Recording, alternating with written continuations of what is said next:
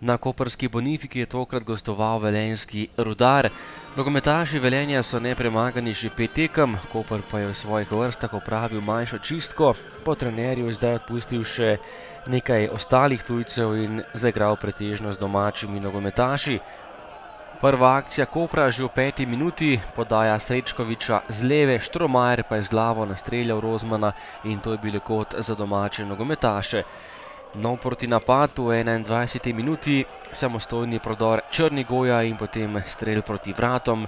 Knezovič pa se je pravočasno vrnil in žogo poslal v kot. Po prekinitvi pa so zapretili domači nogometaši, žoga pred vrata, po podaji Srečkoviča je bil najspretnejši Hadžić in zatresel mrežo Rudarja za 1:0. Veselje na Bonifiki, Kanarčki so povedli po golu Hadžića z glavo.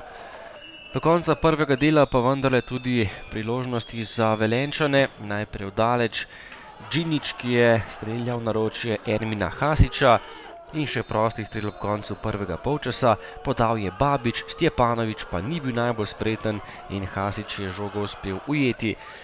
Drugi polčas in tekla je 52. minuta, priložnost za Velenjčane, žoga na drugo vratnico, kjer je bil najspretnejši Bolha in zadev za izenačenje. Podal je Firer, Bolha pa je bil hitrejši od Gregoriča in izenačil na 1:1.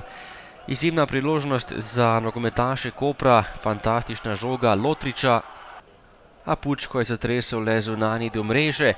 So pa Velenjčani kmalu povedli, tekla je 73. minuta, lepa kombinacija, žoga je prišla do Krefla, ki je udaril iz prve in zatresel vrata Hasića za 1:2. Učinkoviti Velenjčani v drugem polčasu, potem pa še zaključek tekme. Predzadnja minuta rednega dela, priložnost za Trifkoviča, povratnika v moštvo Rudarja in to je bil še tretji gol v mreži Hasića za 1:3. Tekma je bila odločena, prvi gol letos Trifkoviča v dresu Velenja in skupno 21. v prvi ligi. Na koncu 3 goli Rudarja za nove 3 točke, Koper pa je doživel še en hladen tuš pred domačimi navijači. Ja, jaz mislim, da smo bili celotno tekmo superiorni, da smo bili boljši tekmec. Ustvarili smo si veliko priložnosti, nažalost nismo zadeli. Oni so imeli neke 3-4 šanse in z teh 3 šans zadeli gol. Nažalost smo imeli na koncu, proti koncu igralca manj, kar se tu je malo na terenu poznalo. Ja, že kar nekaj tekm v tem jesenskem delu se je zgodilo to, kar se je zgodilo danes. To se pravi, da slabo začnemo tekmo in na to nam uspe spreobrniti rezultat. Jaz bi svoje res pohvalil, ker v Kopru smo imeli zmeraj problem, ampak ne problem igre, ampak problem rezultata.